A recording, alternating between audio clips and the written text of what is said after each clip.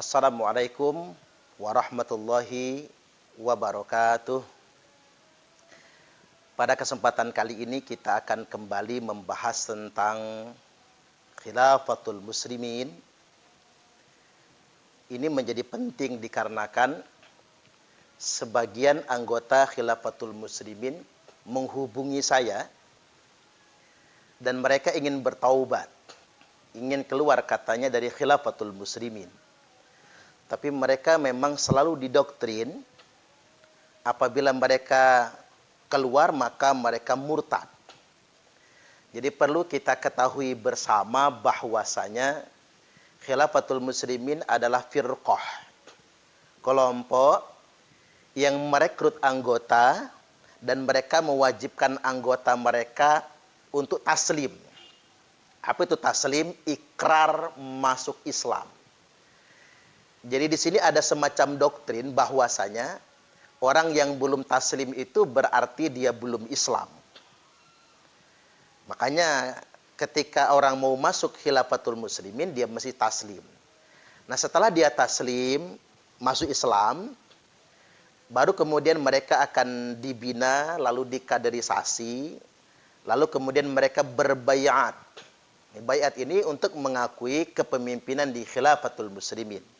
Termasuk mengakui Abdul Qadir Hasan Baraja sebagai khalifah mereka. Jadi khalifahnya kaum muslimin. Jadi materi ini sangat penting sekali justru untuk warga khilafatul muslimin yang hari ini ingin bertaubat. Ingin kembali kepada Islam yang sesungguhnya. Tidak lagi ikut-ikutan khilafatul muslimin sebagai firqah yang menyimpang dari ajaran Islam. Jadi khilafatul muslimin ini sama dengan model agama baru yang mendompleng ajaran Islam. Bagaimana untuk menguatkannya? Ada beberapa hal yang hendak saya ingatkan kepada warga khilafatul muslimin agar Anda mantap untuk bertaubat. Yakni yang pertama, yakin dan percayalah bahwasanya Abdul Qadir Hasan Baraja ini khalifah palsu. Ini dulu yang harus diyakini. Nanti dulu kalau dia membaca ayat, membaca Al-Quran dan terjemahan, atau mereka menerjemahkan Al-Quran menurut versi mereka misalnya, nanti dulu ayat-ayat yang mereka bacakan, abaikan dulu itu semua. Dikarenakan itu tidak prinsip. Yang paling prinsip bahwasanya status kekhalifahan, kedudukan sebagai khalifah bagi Abdul Qadir Hasan Baraja itu palsu sebetulnya. Ini yang terpenting. Mengapa dikatakan palsu? Memang siapa yang mengangkat dia? Misalnya ustadznya khilafatul muslimin Abu Qayyim misalnya, atau namanya Muhammad Yusuf, mengklaim bahwasanya mereka adalah kelompok yang mengikuti jalan kebenaran, ma ana alaihi wa ashabi. Dia menyatakan kepada warga khilafatul muslimin, kita ini adalah yang mengikuti Rasulullah dan para sahabatnya. Apakah benar yang demikian? Coba oleh warganya pertanyakan ulang. Mengapa mesti dipertanyakan ulang? Karena kalau dia memang mengikuti para sahabat radhiyallahu anhum ajma'in, tidak akan ada Khalifah Abdul Qadir Hasan Baraja. Karena dulu ketika Rasulullah sallallahu alaihi wasallam wafat meninggal dunia, diangkatlah Abu Bakar sebagai khalifah. Dan itu melalui sebuah proses kesepakatan di Saqifah Bani Sa'idah. Jadi ada musyawarah di sana, ada kemufakatan di sana. Yang kalau dalam bahasa sila keempat Pancasila itu kerakyatan yang dipimpin oleh hikmat kebijaksanaan dalam permusyawaratan perwakilan. Itu terjadi dalam memilih Abu Bakar, memilih Umar ibn Khattab radhiyallahu an, memilih Utsman bin Affan radhiyallahu an, memilih Ali bin Abi Thalib karamallahu wajhah. Melalui sebuah proses permusyawaratan, perwakilan, pemufakatan. Nah, sekarang kita kembali kepada Abdul Qadir Hasan Baraja. Siapa yang diajak musyawarah? Siapa yang diajak bersepakat? NU tidak pernah diajak, Muhammadiyah tidak akan pernah diajak, yang lain tidak pernah diajak. Abdul Qadir Hasan Baraja mendeklir, mengumumkan dirinya sebagai khalifah di golongannya sendiri. Maka hari ini saya ajak kepada warga khilafatul muslimin, pertanyakan kepada dia, siapa yang ngangkat Anda? Apa dia dapat wahyu? Berarti dia ngaku nabi dong. Hanya nabi kan yang menjadi pemimpin melalui mekanisme wahyu. Allah berfirman, dan ini disebut dengan wahyu yang disampaikan oleh malaikat Jibril alaihi salam. Nah, apakah Abdul Qadir Hasan Baraja menjadikan dirinya khalifah seperti ada perintah atau ada mimpi atau sebagai wahyu? Berarti dia ngaku nabi dong. Kalau dia tidak mengaku nabi, sekadar mengaku khalifah, maka adakah mekanisme yang dia tempuh sebagai sebuah kesepakatan untuk mengangkat dirinya sebagai khalifah? Jangankan NU dan Muhammadiyah, jangankan Presiden Jokowi. Apa dia ngajak misalnya sampai ke Raja Arab Saudi atau Presiden Turki Recep Tayyip Erdogan misalnya, atau dia ngajak siapa? Maka bisa dipastikan Abdul Qadir Hasan Baraja adalah khalifah palsu. Dan menurut hukum Islam, haram hukumnya mengikuti khalifah palsu. Dan ini ajaran sesat. Ini merupakan ajaran sesat. Saya berharap Majelis Ulama Indonesia tidak tutup mata, segera keluarkan fatwa penistaan agama. Karena dia mendompleng ajaran Islam, ngaku-ngaku khalifah. Coba dengarkan perkataan Abdul Qadir Hasan Baraja di mana-mana. Termasuk di televisi. Dia tidak mengakui kalau Khilafatul Muslimin sebagai organisasi. Dengarkan juga pernyataan Abu Qayyim atau ustadz-ustadz mereka yang mereka menyatakan kami bukan organisasi, kami bukan firqah, tapi kami adalah kekhalifahan. Bahkan dia mendompleng umat agama lain. Warga Khilafatul Muslimin bukan cuma orang Islam kata mereka. Ada Yahudi, ada Nasrani, ada Hindu, Buddha, klaim mereka tapi ya. Berarti kan mereka betul-betul mengaku nih sebagai sebuah kekhilafahan. Berarti ini sebuah kesesatan dan ini sudah memenuhi unsur penistaan agama karena dia mendompleng ajaran Islam. Jadi jangan ragu-ragu kepada saudara-saudara muslimku yang sudah terlanjur taslim ke Khilafatul Muslimin, terlanjur baiat ke Khilafatul Muslimin, itu taslim yang salah. Itu baiat yang salah. Segeralah Anda keluar dari sana karena khalifah yang Anda yakini adalah khalifah palsu. Mengapa palsu? Dia tidak pernah mengikuti perintah Rasulullah. Yang kedua, dia tidak pernah mengikuti para sahabat seperti yang mereka klaim. Karena kalau mereka mengikuti para sahabat, ada kesepakatan dalam mengangkat Umar, Abu Bakar, Utsman dan Ali. Tidak mengangkat tadi golongannya sendiri. Bahkan Nabi SAW telah menegaskan ketika terjadi seorang yang mendeklarasikan dirinya sebagai pemimpin kalian, kata Nabi, padahal kalian sudah bersepakat dalam sebuah kesepakatan akan kepemimpinan, faqtuluhu, maka bunuhlah dia. Saya ngomong bunuhnya ini harus pakai senyum. Khawatir saya menjadi ekstrim nanti ketika kita meresponnya. Artinya memang ada semacam penekanan dari Nabi, sangat bencinya Nabi dengan orang yang suka mengangkat dirinya sebagai pemimpin. Apalagi mengatasnamakan agama. Kemudian yang berikutnya, subhat yang harus Anda pertanyakan. Ini buat warga Khilafatul Muslimin yang mau tobat. Karena sudah cukup banyak yang konfirmasi ke saya sebetulnya. Anda pertanyakan yang kedua, khilafah itu tidak ada perintahnya. Khilafah itu tidak ada perintahnya. Maka Anda pertanyakan kepada si Abu Qayyim itu. Pertanyakan juga kepada Khalifah Abdul Qadir Hasan Baraja itu. Mana perintah mendirikan khilafah? Perintah langsung. Berbentuk fi'al amr. Baik dalam Al-Quran maupun dalam hadis. Yang memerintahkan kita ini mendirikan sebuah format kepemimpinan tertentu yang namanya khilafah. Tanyakan balik kepada mereka. Saya yakin mereka tidak bisa menunjukkannya. Nah, maksudnya apa? Saya mengajak Anda semua, kita semua mempertanyakan perkara yang ini. Dikarenakan mereka itu mendakwahkan, mengkampanyekan khilafah. Itu seakan-akan sebuah kewajiban fardu ain. Kewajiban pokok. Seakan-akan orang kalau nggak mendirikan khilafah, dia nggak Islam. Dia nggak iman jadinya. Berarti kan harus ada perintahnya dong. Mengapa kita ngajak orang sholat? Karena ada perintah sholat. Mengapa kita ngajak orang puasa? Karena ada perintah puasa. Lu nggak ada perintahnya untuk mendirikan format kepemimpinan khilafah. Pertanyakan ulang perkara yang sedemikian rupa. Jadi jangan mau kita dimanipulasi mereka. Karena ada kejadian. Ada ibu-ibu gara-gara sudah taslim di Khilafatul Muslimin, ngelawan sama suaminya. Dia lebih taat dengan amirnya, lebih taat dengan khalifahnya, lebih taat sama nakib murabinya daripada taat kepada suaminya. Saya bertanya, ngapa Bu begitu? Ya kata dia, kalau saya taat sama khalifah pasti masuk surga. Tapi pasti dapat pahala. Tapi kalau taat sama suami belum tentu. Wong suami saya masih kafir. Kaget saya. Dia klaim suaminya masih kafir. Padahal dia masih tidur bersama loh. Sudah kafir. Masih kafir karena belum taslim. Belum baiat dengan Khilafatul Muslimin. Jadi masih kafir. Jadi dia lebih taat kepada amirnya daripada kepada suaminya. Na'udzubillah. Ini kan berbahaya sebetulnya. Para ibu-ibu itu surganya bukan taat kepada khalifahnya. Surganya bukan taat sama nakibnya. Surganya seorang perempuan taatnya kepada suaminya. Kan sering saya ceramahkan. Perempuan itu paling gampang masuk surga. Paling gampang masuk neraka. Kalau pengen masuk surga taat suami. Kalau pengen masuk neraka ya ngelawan sama suami. Suami lagi tidur sepak palanya. Gratis masuk nerakanya.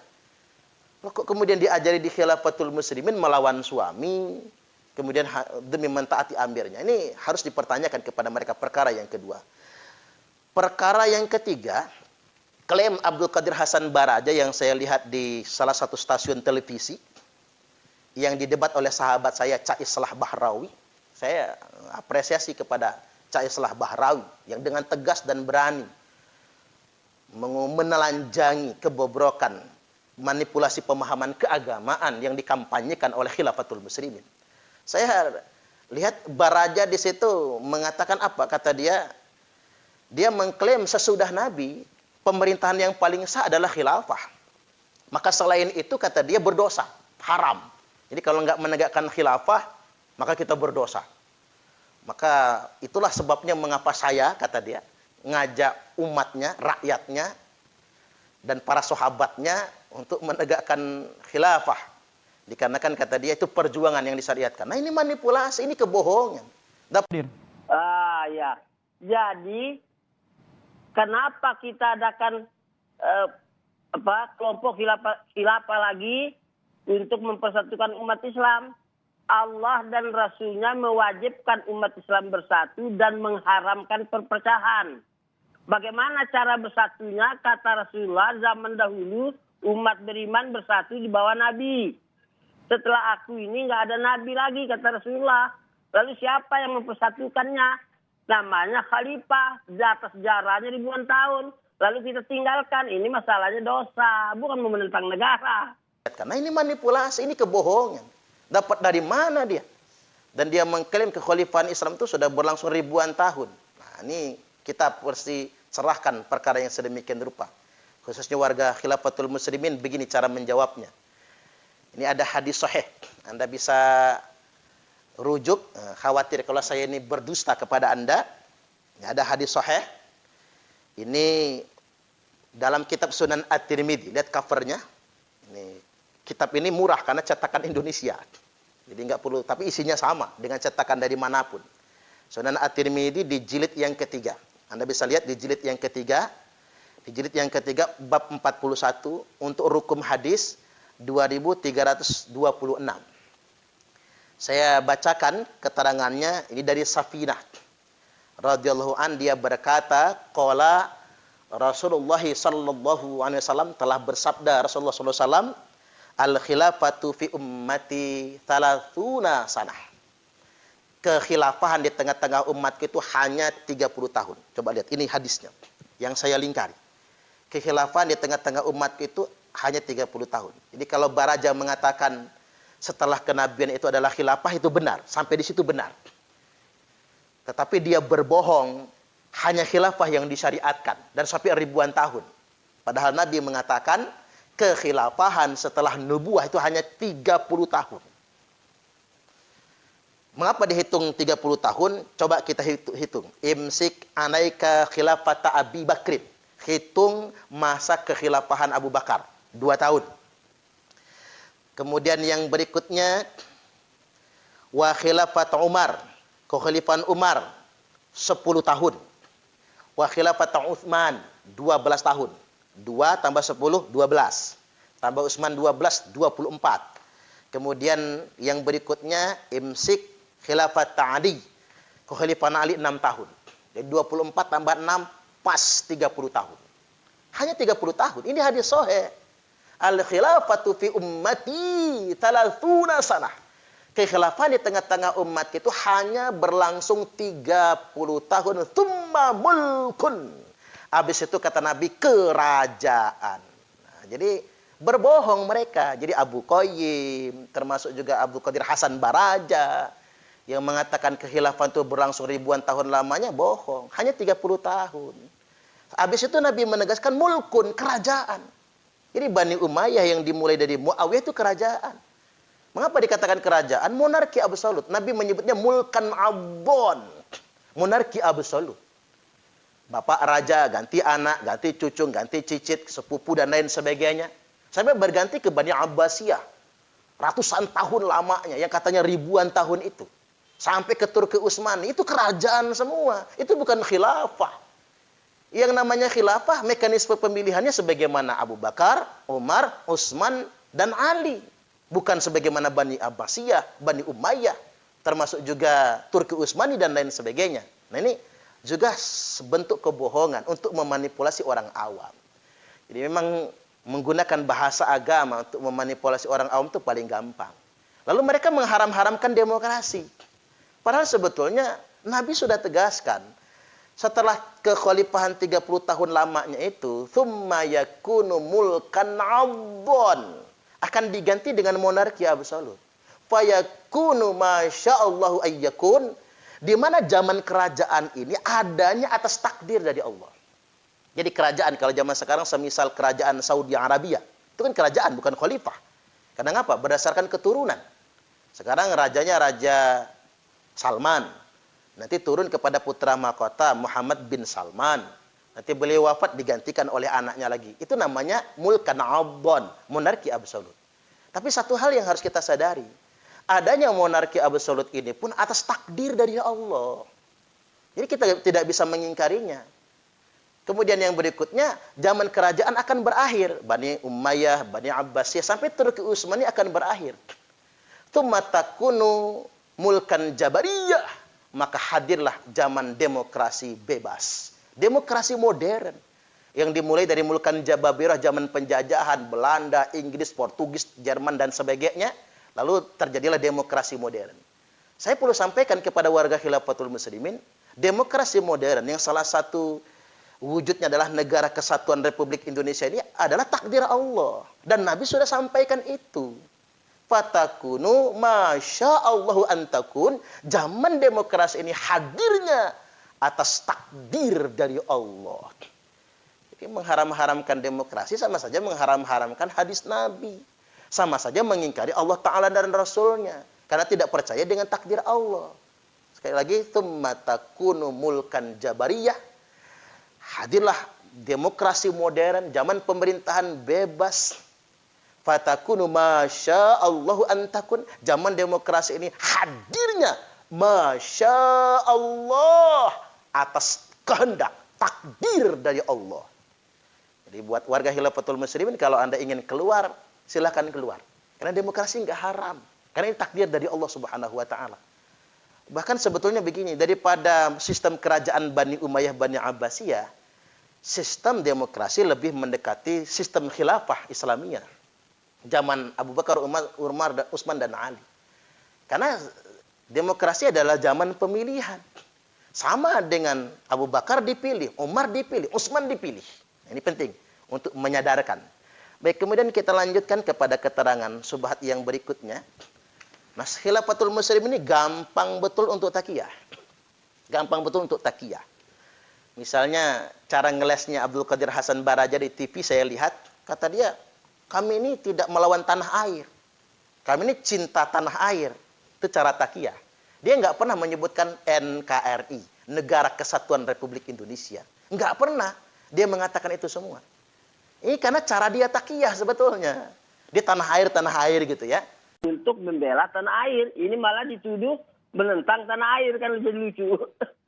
Berarti tidak anti NKRI ya, Pak Abdul? Loh, justru untuk menjaga NKRI kan. Cara bersilat lidahnya sedemikian rupa mereka.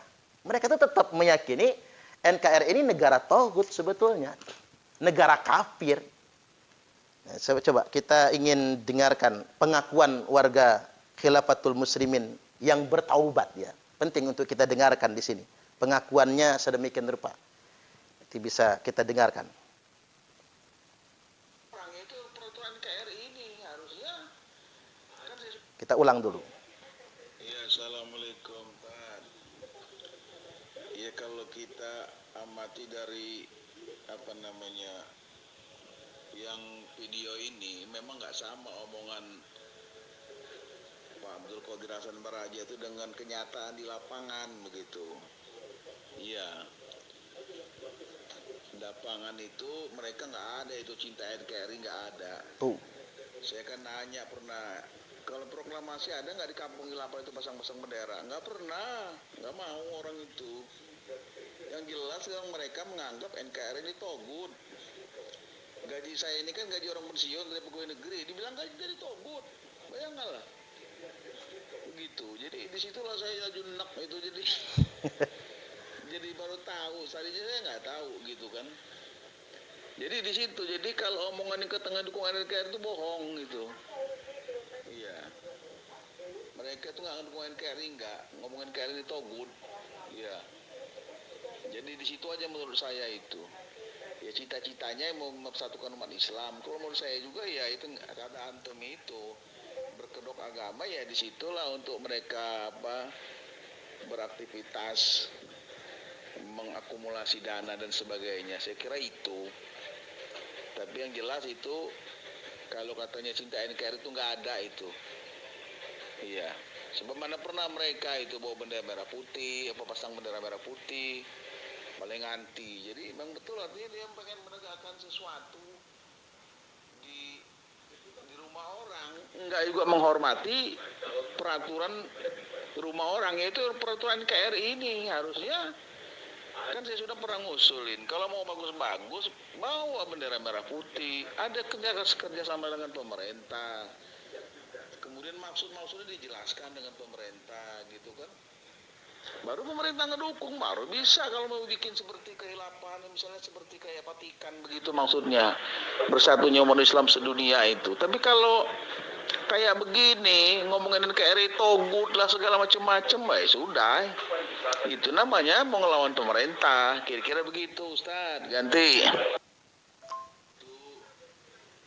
kalau mau BNPT atau apa yang ya assalamualaikum, Ustaz. Ya, sebentar kita stop dulu. Baik, jadi sudah kita dengarkan, ini pengakuan salah satu warga Khilafatul Muslimin yang sudah taslim dan dia sudah bertaubat. Dan dia mengatakan Abdul Qadir Hasan Baraja itu takiyah, dia berbohong. Dia mengatakan cinta tanah air sebagainya. Padahal di internal mereka pada kenyataannya mereka berkali-kali mengatakan NKRI ini togut. Pancasila itu togut. Berkali-kali mereka mengatakan itu. Jadi mereka kalau urusan takiyah, bahasa kerennya takiyah itu apa? Hipokrit ya. Kalau bahasa tradisionalnya apa? Ngebunglon. Ini pakarnya mereka ini. Ini cara-cara kelompok-kelompok menyimpangkan begini. Dia takiyah. Jadi coba saya ingin bertanya kepada jamaah Khilafatul Muslimin. Saya pertanyakan kepada Anda. Anda semua pasti sepakat dengan perkara ini. Bahwasanya khalifah Anda berbicaranya berbeda. Ketika bersama Anda dia mengatakan NKRI ini togut, sistem kufar. Saya yakin itu. Karena kalian semua mendengar dan hari-hari kalian pasti mendengar itu semua. Tapi ketika dia dibicara di muka umum, dia mengatakan hal yang sebaliknya. Ini hipokrit namanya. Kalau dalam bahasa kitanya apa? Kemunafikan ini namanya. Ini penting bagi kita untuk sadar. Cobalah kapan lagi Anda sadar? Sadarlah dari sekarang. Anda sedang dimanipulasi. Bahkan dieksploitasi untuk membayar infak. Bayangkan sedemikian rupa untuk kepentingan mereka. Hati-hati dengan ini semua. Karena kita bisa mati jahiliyah kalau begini modelnya. Kemudian yang berikutnya. Belakangan saya nonton ada selebaran dari Abu Qayyim. Bukan selebaran, video Abu Qayyim. Abu Qayyim mengatakan kepada warga Khilafatul Muslimin agar senantiasa solid. Karena kita ini dalam rangka mengamalkan Al-Quran. Ati'ullaha wa ati'ur rasulah wa ulil amri minkum. Taatilah Allah, taatilah Rasulullah, dan ulil amri. Nah, ulil amri kata mereka itu ya Abdul Qadir Hasan Baraja itu. Dan itulah hipokritnya mereka. Jadi pemerintah Republik Indonesia ini tidak mereka akui sebagai ulil amri. Ulil amri mereka itu Abdul Qadir Hasan Baraja. Maka bagi warga Khilafatul Muslimin yang sudah berbaiat, dia tidak perlu takut, tidak perlu deg-degan, tidak perlu risau. Karena apa yang kita jalankan hari ini adalah perintah daripada Allah dan Rasul-Nya agar mentaati ulil amri, surat An-Nisa ayat 59. Itulah mengapa saya katakan mereka itu palsu dan menyimpang. Karena mereka membuat sistem pemerintahan sendiri. Itulah yang membuat mereka menjadi menyimpang. Mereka punya kepemimpinan sendiri, punya khalifah sendiri. Itulah yang membuat mereka menjadi sesat. Dan mereka tidak mengakui pemerintah yang ada sekarang. Dan saya hampir ketawa itu ketika Abu Qayyim mengutip firman Allah Ta'ala, a'udzubillahi minasyaitonirrajim, wa'tasimu bihablillahi jami'an wa la tafarraqu. Kata jami'an itu dia terjemahkan al-jamaah. Ini kan manipulasi, pembodohan. Iyalah kalau warga Khilafatul Muslimin nggak ada yang tahu itu. Kalau sedang dibohongi oleh Abu Qayyim ini. Dia mengatakan jami'an adalah al-jamaah. Itu betul-betul sangat menyimpang sekali sebetulnya. Memang rata-rata juga sih kalau kita ingin pahami, yang ikut-ikut mereka itu kan memang bukan anak-anak pesantren.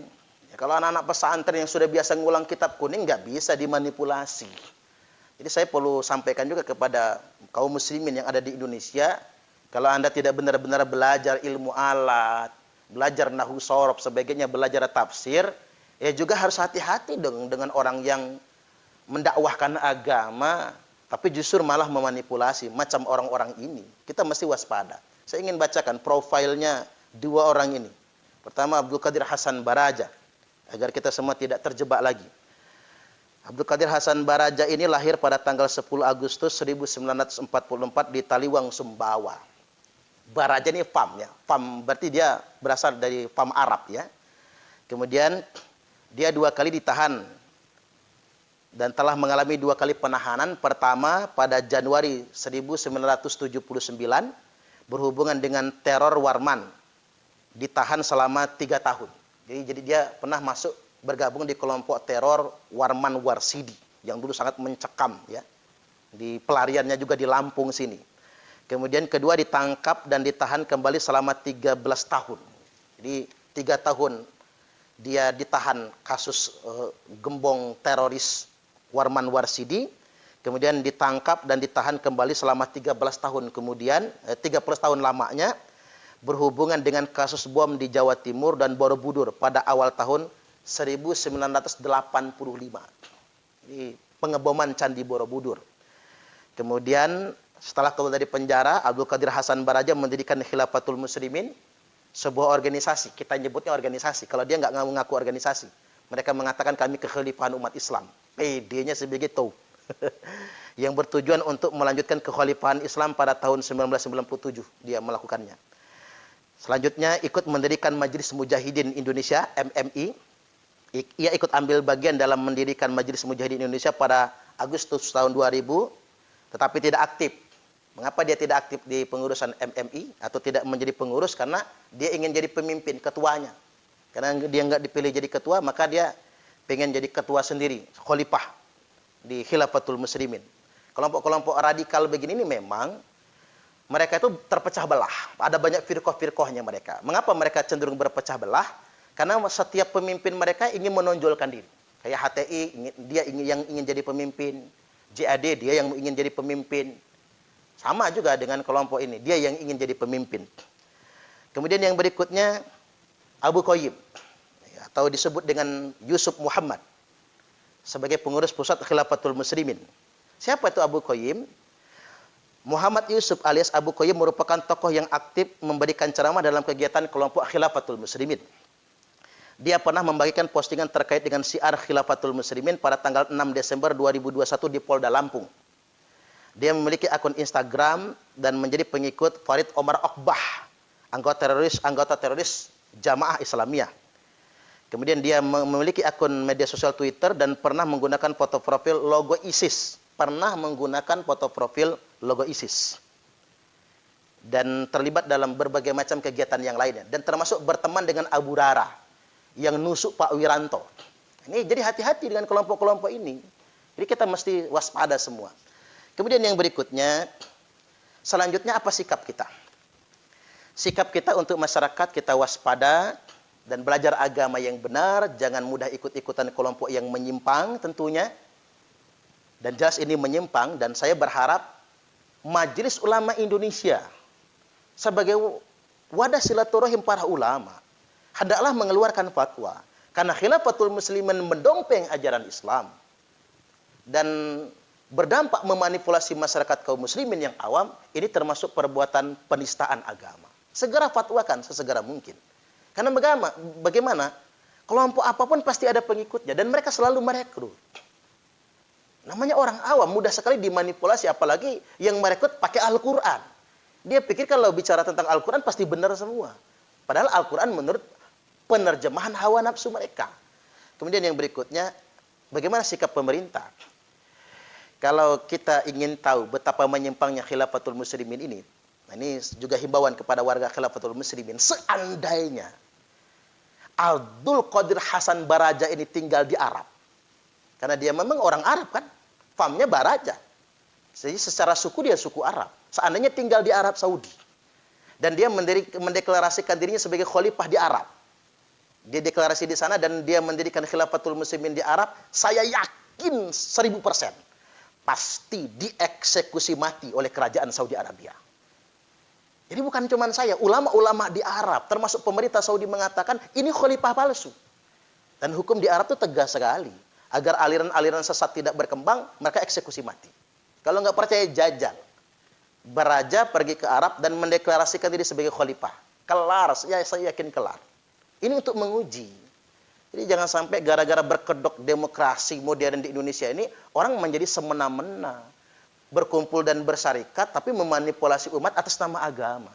Maksud saya begini, kendati pun kita tidak setegas kerajaan Saudi Arabia, pemerintah juga harus tegas. Mengeluarkan regulasi dan aturan, karena ini sangat berbahaya sebetulnya. Iya sekarang, mereka cuma merekrut anggota. Setelah mereka taslim, lalu mereka ambilin infak, kan begitu? Untuk kegiatan khilafatul muslimin. Tapi begitu mereka sudah banyak dan masif, apa yang terjadi pada negara kita ini? Yang dikhawatirkan nanti perang saudara. Satu hal lagi yang mesti kita dengarkan, ada ini pernyataan warga khilafatul muslimin yang sudah bertaubat. Penting untuk jadi catatan bagi kita semua. Unsur pemerintah daerah, pemerintah atau yang menyangkut tahu tidak. Ya, satu lagi informasinya tadi itu, ya kalau mau BNPT atau apalah yang unsur pemerintah daerah, pemerintah atau yang menyangkut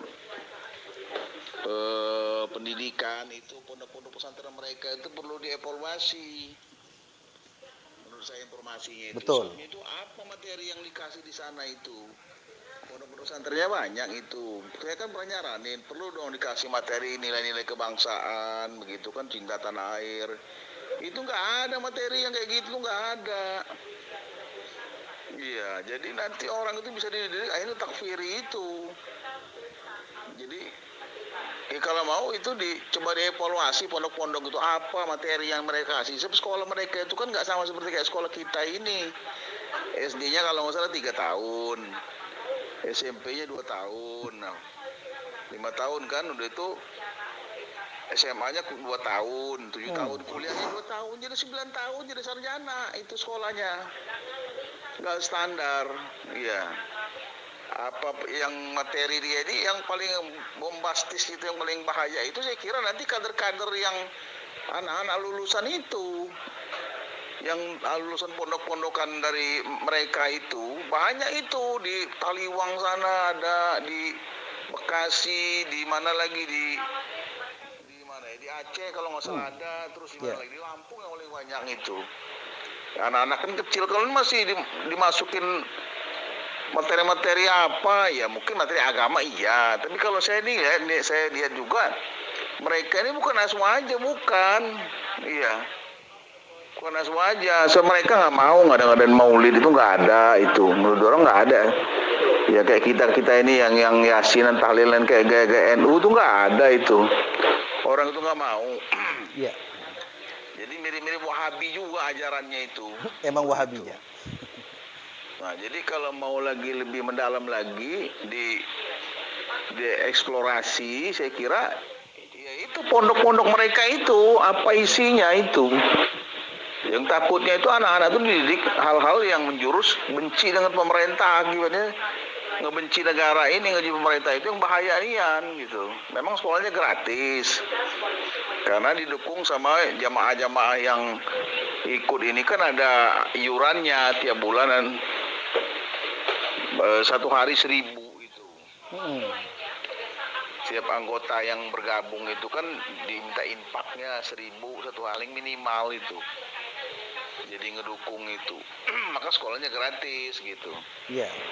Sekolah yang anak-anak itu untuk pondok pesantren. Cuman apa materi yang diisikan kepada anak-anak yang masih hijau, yang masih grace begitu. Kalau ada nilai-nilai yang keras, yang takfiri begitu bahaya. Saya kira selangkah lagi bisa apa yang kata mantan ketua NU itu Pak Said Akil, ya bisa jadi teroris. Ya. Karena yang diajarin nilai kebencian. Saya lihat jamaah-jamaahnya itu banyak hal-hal yang benci dengan pemerintah ini, benci dengan negara semua itu. Itu dikembangin mujahid, jihad. Ya itu yang dikembangin itu. Bahaya itu memang. Jadi itu aja lu informasi lagi tambahan itu, Tat. Makasih. Yo. Ya. Terima kasih, ini warga Khilafatul Muslimin yang bertaubat, yang membuat pernyataan ini. Memberi sumbangsi sedemikian rupa. Jadi pemerintah kembali diingatkan. Coba Kementerian Agama yang membawahi pondok pesantren mestinya segera melakukan tindakan-tindakan yang berkelanjutan untuk mengevaluasi pondok pesantren tentunya. Tadi mereka malah kan punya kurikulum sendiri. SD cuma 3 tahun. SMP 2 tahun. SMA 2 tahun. Kemudian kuliah cuma sekian tahun. Jadi mereka 2 tahun kuliah. Jadi 9 tahun sudah bisa jadi sarjana. Bayangkan pakai apa mereka sebetulnya. Jadi sebetulnya Khilafatul Muslimin ini adalah ada negara dalam negara. Saya pikir ini pemerintah harus betul-betul menindak secara tegas agar tidak muncul banyak korban yang lainnya kepada segenap pengurus Khilafatul Muslimin. Baik khalifah, amir-amirnya, entah apalah namanya itu. Dan kepada segenap warga Khilafatul Muslimin, segeralah bertaubat kepada Allah Subhanahu wa taala. Karena benang merah kesalahan Anda mengangkat khalifah palsu. Dan Anda punya sistem kepemimpinan palsu karena ngaku-ngaku. Dan itu sama sekali tidak sesuai dengan sunnah Rasulullah SAW dan sunnah para sahabat radhiyallahu anhum ajma'in. Dan kepada segenap kaum muslimin yang ada di Indonesia, waspada dengan berbagai macam kelompok menyimpang. Tidak semua orang kalau ngomongin Quran itu pasti benar. Al-Qurannya itu. Tapi kita lihat benang merah, apa kesalahan mendasarnya. Dan yang terakhir kembali saya tegaskan, hendaklah pemerintah mengeluarkan regulasi yang tegas sebelum memakan lebih banyak lagi korban. Mudah-mudahan ini semua bermanfaat dan mudah-mudahan kita semua dijauhkan dari berbagai macam penyimpangan. Wallahul muwafiq ila aqwamit thariq. Wassalamualaikum warahmatullahi wabarakatuh.